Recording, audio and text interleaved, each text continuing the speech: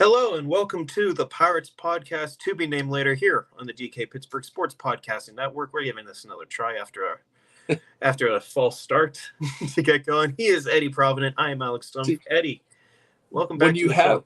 When you have such a complicated setup like I do, it's either you get really great quality or it all fails miserably on you. And tonight was it all failed miserably on me kind of night. So it was rusty. You weren't on the last 2 weeks. I've been gone for 2 weeks, man.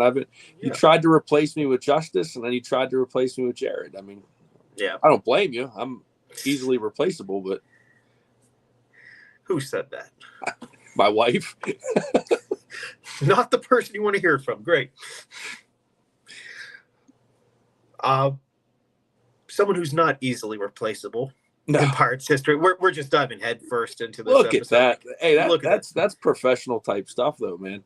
There we go. That's king of transitions. Andrew McCutchen is a pretty good baseball player, if you ask me. He's pretty decent. Yeah. And he is, at the time of recording this, 3 hits away from 2,000. And I'm going to have a big story on that for DA Pittsburgh Sports. Go read it whenever it comes out. But, Eddie, I just want to talk big picture here.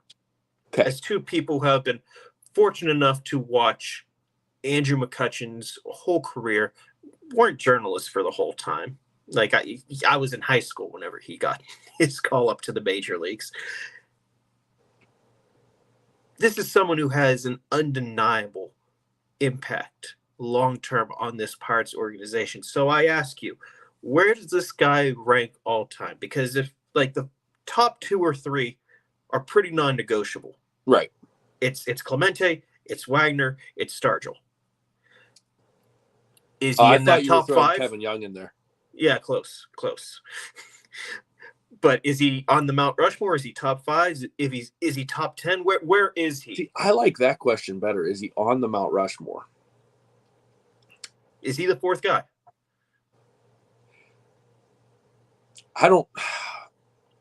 So I'm torn here because there is the romantic loves baseball stories side of me that is always going to be tied to Andrew McCutchen because he was the face of the franchise when I got to see them for the first time in the playoffs. So, do I vote with my heart or do I vote with my head that tells me that even though he didn't, he left the Pirates unceremoniously, was not really universally loved here, but Barry Bonds had a hell of a career in Pittsburgh before he went to San Francisco. Dave Parker has to be in this conversation. And then, you've got all of the guys from the, 60s on back. There's a handful. The Wainers, the Kiners, the Wagner. Look, I know that the stats aren't there, but just because of the home run, people are going to put Mazeroski's name out there. I think it's a generation voting with their heart rather than their head, like I would be with McCutchen. For me personally, if I'm just saying the Eddie Provident Pirates Mount Rushmore, he's on there for me just because of what he meant to me growing up. Well, not growing up, but as a young, late teens, early 20s fan, what Andrew McCutchen meant to me. I'd have to put him there, just because of that. But if I'm looking at it numbers purely, I would probably go Dave Parker as number 4. Just based on numbers. Yeah. And there's one thing that would 100% cement Cutch as, on that Mount Rushmore, and it's winning a ring. Yep. 100%. That's basically, he's kind of, if we're talking, Pittsburgh sports pantheons, like who is the most beloved, I kind of look at him in the same way as someone like Cam Hayward, where Cam has been like an incredible Steeler throughout his entire career. He is, borderline Hall of Famer. He's done it all. He's done it the Pittsburgh way. He's the embodiment of what the Steelers are. Yes. Yes. And there's one knock that is keeping Cam out of, putting him in the highest pantheon of Steelers, and it's he doesn't have a ring. Yeah. And that's not his. I mean, the dude's played well enough to to have one, but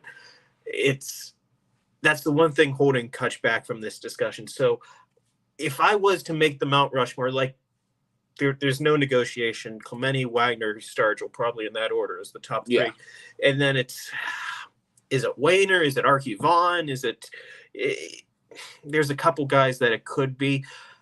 I could see it being Cutch by the time this is all said and done, because I don't think it all ends in 2023. He's said multiple times that I think he comes back. This wasn't the farewell tour. I don't see him ever leaving the Pirates again. No, and honestly, like I mean, everyone's got a sour taste in their mouth because of the month of May, rightfully so, I guess. But let's remember, let's rewind this to the last time you and I had a conversation, and they were still, a handful of games above 500. They were still in first place in the division. And we both agreed on that last time, on the last episode that we were together. They're not as good as they were when they were, at the peak of this whole run. But I don't think they are as bad as they've been in May either. No. Right. And I also think, we can get into discussions about who needs to be coming up from the minor leagues. We can do all this stuff. But the point is the building blocks are there. The foundation, I think, is there. And now it's adding the young guys, adding more talent to the roster, maybe going out if they're still in this at the deadline, which we can get into later. Do they add more? Do they add in the offseason? These are all things that I think are going to be reasons why this team is going to take a next step next year and hopefully the year after. Barring catastrophic injuries, we've seen that this season. I don't think McCutchen's going to want to miss that ride. That was a lot of words to say. I think he's going to be back because this team has a bright future. Yeah. I mean, one of the reasons why he chose now, or why he really wanted to come back now, was because he believed in the team. And I mean, we could say that the Pirates were, they were punching above their weight class in April, but here we are in early June. They are 29-27. They are, at the time of recording, half game out of the division. They're not getting boat raced. No. Like it's a good start. The win on Friday is a really good sign of like, hey, there's talent here. They can come back and win games. And again, it's another win that they faced some adversity. They were down 5-1. Yeah. Came back, and they had players that they needed to step up tonight or Friday night. Yeah. So whenever it comes to Cutch, he needs the ring to get in that Mount Rushmore, I think. And that goes beyond him, or what, he has complete control over. But right now I have him like right on that fringe top 5. Like there is Wayner, there is Vaughn, there's, if you want to say Max Carey, but I don't think we've really he's documented enough for Max Carey. But he's unbelievably safe top 10. And I think you have to also give Cutch a lot of bonus points in this discussion of it's one thing to be Stargell and you are continuing on with Clemente, and not to say that that was obviously huge shoes to fill. Cutch came in whenever this organization was at its absolute lowest. Yeah. And led them to 3 straight playoff berths. That counts for a lot. He comes back, and the team that lost 100 games the last 2 years is competent again for 2+ months of the season. Yep. So he's that meaningful. Counts for a lot. It counts for a lot. He's a big part of this franchise. We'll put it this way. You can't tell the story of the Pittsburgh Pirates without having a chapter in there about Andrew McCutchen. No. And that's why, even though he's not a fan of the round numbers and, all the talks of him getting the 2,000, the pageantry around it, it's why he's being celebrated for this hit that he's going to have sooner rather than later. Yep. We're going to take a quick break. Whenever we come back, we're going to talk about that horrible month of May.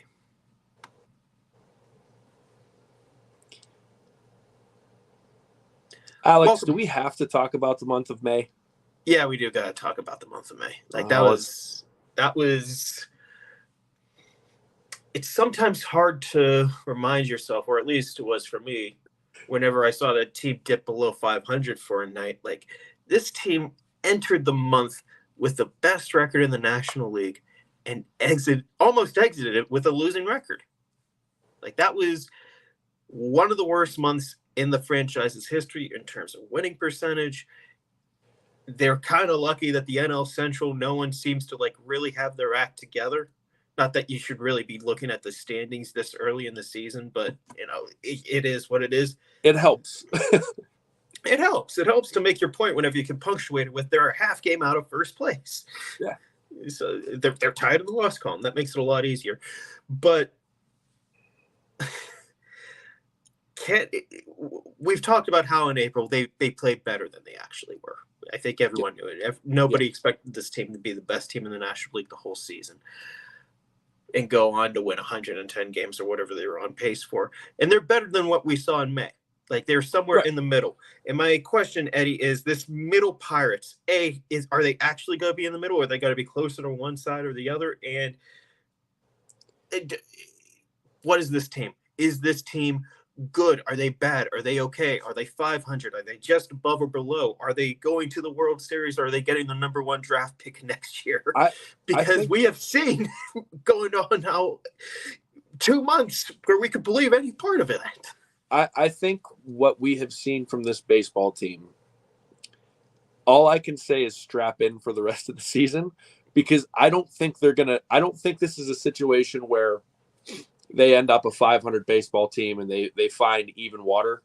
I think that they're going to be a 500 baseball team, maybe a game or two above 500 right now, just because of how they started off. But I think the season is going to be an up and a down and an up and a down and an up. I don't think there's going to be a level. They're not going to find level. I think it's just going to be up and down, and we're going to see some crazy, lights out 6 or 7 game stretches where they look dominant. And then we're going to see some 5 or 6 game stretches where we're questioning if they know how to play baseball. Yeah. I just think that's how this team is built. They're young. I think that with guys like Santana and McCutchen, they're learning how to face adversity. And I would throw Keller in there too on the pitching rotation side. He has seemed to be a very consistent and very even player for the most part. Which is kind of amazing whenever you consider where he was a couple years ago. Yeah. So he's that constant in the pitching rotation. I think Bednar is that kind of person. But outside of those 4 names, they don't really have anybody that's a calming presence. And so they're a young team that's going to learn things the hard way. And I think that just means this is going to be a roller coaster of a baseball season. Yeah. I mean, just to punctuate a point that you said there, I've had Hedges brought up as, a guy that they lean back on too also. So just to throw another name out there. And the pitching staff does seem to really respond to him. You can say what you want about his bat. Oh, I wouldn't say anything about his bat because he doesn't have one. But he seems to really know how to handle a pitching staff, and you got to give him credit where it's due. I'm not his biggest fan, but it's worth something. Yeah, I get that. I think he could be a lot more useful if there was like a Henry Davis in that room for him to mentor, but that's neither here nor there. I look at this team as incredibly volatile. I'll also say that I think this team is a team that's it has the potential to get better as the year goes on, because we are going to see Henry Davis sooner rather than later. We're going to see Quinn Priester at some point. Oneil Cruz is going to get back. So it kind of comes down to, if this team is 500 in August, then it's just, what's it going to be? How is this season going to be dictated? Is it going to be you go on another stretch where you win 20 of 30 games, or are you going to lose, 20 of 30? And that's got to I think that's what it's ultimately going to come down to. I look at this team as somewhere between like 72 and 88 wins, and it's really going to come down to, like, do they have one more really great put it all together stretch, and that's why they get a wild card, or no, they just didn't have that in them. 70 something wins, step forward to next year. It's not the most exciting. I again will reiterate, I don't think this is the best roster of 26 players, 26 healthy players that they could be putting on the field at the moment. I don't think that's a very controversial opinion. And I think we're going to see Henry Davis sooner rather than later, and he's going to be one of those guys that moves the needle from one side to the other, or at least nudge Speaking it of, in that way. Can we just give a quick shout out to the social media people for the Indianapolis Indians and the Altoona Curve? That was yeah. That was I gotta give you some props there. Whoever you are, well played, well done. If you don't know what we're talking about, just go back in Twitter the last couple of days and see what they did. Just search Henry Davis's name or Andy Rodriguez's name or anything like that. See, I thought the props were going to be going for me writing my Henry Davis piece, but okay, I see how it went. That was over 3,000 words, but 140 characters is pretty good too. Hey man, people don't hit 3,000 anymore. We're making a big deal about the guy hitting 2,000. Exactly. So there you go. There we go. Just shows you what kind of upper echelon Alex Stumpf is in. We're going to take one more break. Whenever we come back, I had a pretty cool experience last week that I want to talk about. Welcome back to the Pirates Podcast, to be named later. Eddie, I'm not a natural podcaster like you. I'm not good. Who said I was a natural podcaster? I'm sitting here on my phone because none of my stuff worked. Yeah, well, Yeah, no. My medium is writing. So this past Saturday, I was given an opportunity to go punch way above my weight and do something that I'm incredibly ill-equipped to do. And I called a minor league baseball game with John Moses of the Altoona Curve. Yeah, that was an incredible experience. I was so in over my head for like an inning or two. Whenever I actually figured it out, and Moses, he's the pro. He called me through it. He got me through. And I'm very happy with the end product. I don't know if I'll ever do it again, but I've done it. I can cross it off the bucket list. So are you saying Greg Brown better? No, I am not taking Greg Brown or Joe Block or anyone's spot. Yes, I did color. So Matt Capps and Neil Walker and Rock and Walk are all in the clear. I ask you though, because this was a big one for my journalistic baseball bucket list. You've covered Steelers games. You've done baseball podcasts. You've done a lot. What is still on the bucket list for you? Is there anything? Oh, yeah. That's the first. So I've done a lot with the Steelers, but I have never photographed a Steelers game on the field, like as a credentialed photographer. I was up in the press box as a reporter for the Steelers with DK and Chris Halleck, but I never got to be down on the field with my camera, that's my thing. Yeah. And check out Eddie's photography. If you guys aren't familiar, like he is a shameless plug, and I'd say it even if he wasn't on here. Eddie's very talented. The two that I got to knock off while working for DK was the backyard brawl was a once in a lifetime experience. Being able to shoot that, I was down in the student section end zone when Devonshire scored the touchdown to win the game. That was, I don't know how to put that into words. Getting to shoot a Penguins game. I'm a hockey guy at heart. Like hockey's always been my favorite sport. So getting a chance to shoot a Penguins game down at one of the photo holes on the ice, that was pretty cool. But yeah, getting to shoot a Steelers game, at the stadium, that would be, I think that's the one that I haven't knocked off.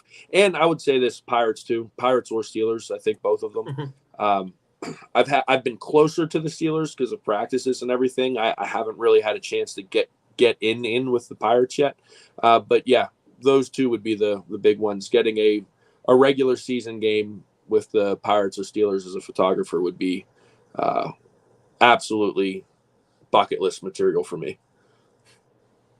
See, I don't know what else is really on the bucket list other than like concepts for stories. Like I've done some, in-depth stories. I really love writing those. It's tough to do in season, and then in the off season, you don't have as much access. That's the great catch-22 of all of it. There's a couple things I want to do in like that side, explore, experiment a little more. I think this Cutch story is actually a baby step towards some stuff that I would like to do. Go read that whenever it comes out. I'm gonna shamelessly plug this one because I'll even retweet it. Yeah, thank you. I got a lot of good stuff from the guy that I said was not quite on Pittsburgh Pirates Mount Rushmore yet, but he could be whenever it's all said and done. So my bucket list item for you to end this. Yeah. I want to read Alex Stumpf's feature article when the Pittsburgh Pirates win the World Series. I'll start with covering a meaningful September game instead of looking at that clubhouse September 13th. I won't name who, but I looked at a waiver claim at the end of last year, a guy that it was like very clearly, oh boy, this guy isn't going to stick with the Pirates. It's like, what do I do here? What do I do? I got to make a story out of this. I don't know what to do. So I will settle for to start a September game where it's like, I can actually write about the game. The game actually matters. Oh man, this was a fun one today, Alex. It was good to be back. Good to have you back. And he's going to stay back. So you better subscribe, and wherever you find podcasts, you'll find this one too. For Eddie Provident, I'm Alex Stumpf. Thank you so much for listening. We'll talk again next week.